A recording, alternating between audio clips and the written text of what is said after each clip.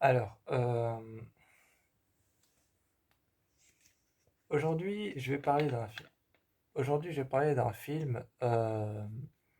C'est un film que m'a fait découvrir une copine. Euh, Ce film, c'est une copine qui me l'a fait découvrir. En fait, j'avais une copine qui s'appelait France. J'avais une copine qui s'appelait France et en fait, on était très proches tous les deux parce qu'on avait un lien qui nous unissait, c'était les films d'horreur. On avait un lien qui nous unissait, particulièrement aussi l'amitié, hein, oui. On était aussi très très amis parce qu'on était amis, on était des amis très proches. Et en fait, on avait un lien particulier qui nous unissait et qui nous unissait vraiment. C'était vraiment le partage de films d'horreur. Donc moi, quand je voyais un film qu'elle n'avait pas vu et que je pensais qu'elle pourrait aimer, je lui dis: «Eh, t'as pas vu ce film-là?» Ou alors: «Eh, t'as pas vu ce film-là?» Ou «Eh, t'as vu ce film-là?» Par exemple, dernièrement, j'étais en train de parler avec elle sur Instagram parce que dernièrement, je ne peux plus que parler avec elle sur Instagram parce qu'elle a déménagé loin, enfin en tout cas loin de là où moi j'habite. Elle a déménagé loin de là où moi j'habite, en fait, elle habite dans les Fagnes maintenant. Maintenant, elle habite dans les Fagnes, donc je ne parle qu'avec elle quand elle est disponible sur Instagram et on se parle plus vraiment. Mais dernièrement, je lui ai proposé d'aller voir le film Night Swim. Donc je lui ai dit: «Est-ce que tu as vu le nouveau film Night Swim vient de sortir en 2024? Il a l'air super et te connaissant, tu peux peut-être l'aimer.» Et elle m'a envoyé: «Oui, j'ai envie d'aller le voir, il a l'air génial.» Euh,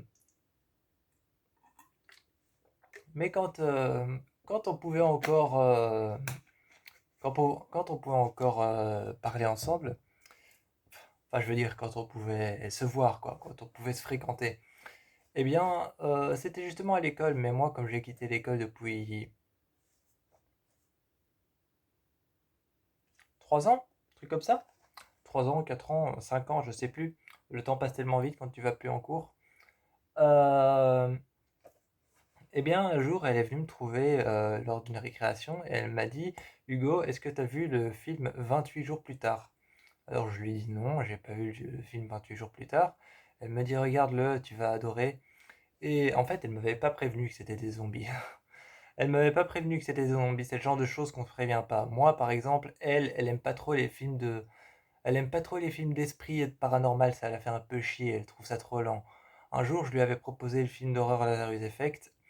Je lui avais proposé le film d'horreur Lazarus Effect et elle a vraiment dit je le trouve nul. Et souvent je la faisais chier parce que je revenais tout le temps avec ce film.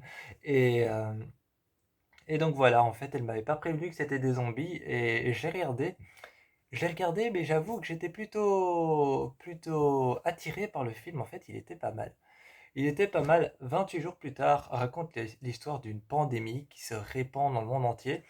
Et Londres devient une ville morte lorsque la pandémie s'est répandue très très vite à cause de médecins de médecins de la protection des animaux qui sont venus dans un laboratoire étrange qui pratiquait des expériences barbares sur des chimpanzés. Eh bien, une sorte de coalition de protection des animaux sont venus libérer ces chimpanzés.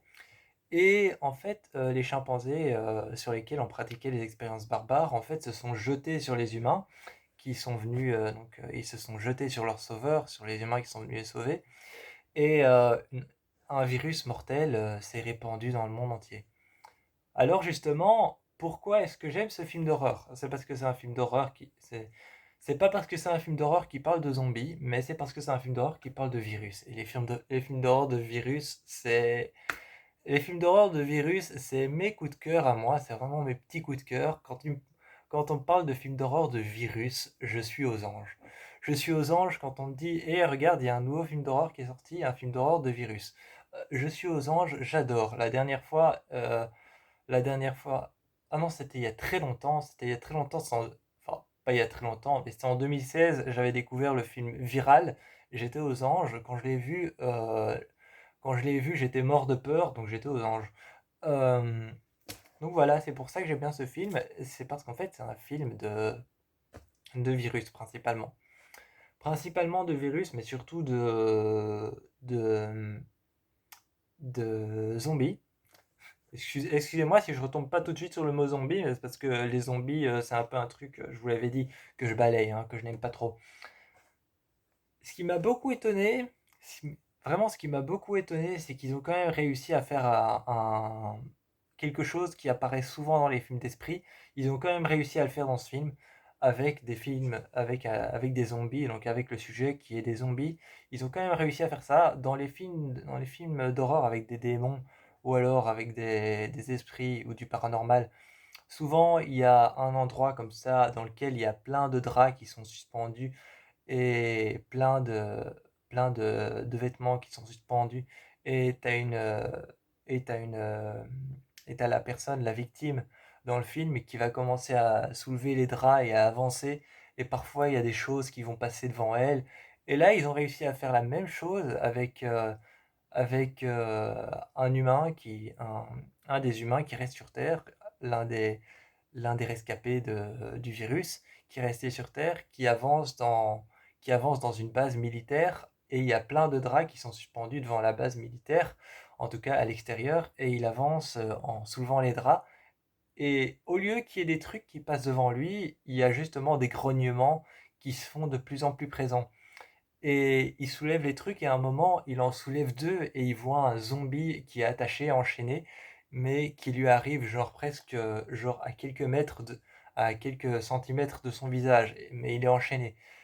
Et ça fait très peur. Je trouve que ça fait même encore plus peur que dans les films de paranormal, de zombies et d'esprits où tu soulèves des draps et il y a genre une petite fille qui court devant toi en rigolant, ou alors tu vois un visage apparaître et une ombre derrière un drap qui est juste à côté de toi. Et quand tu soulèves, il n'y a rien.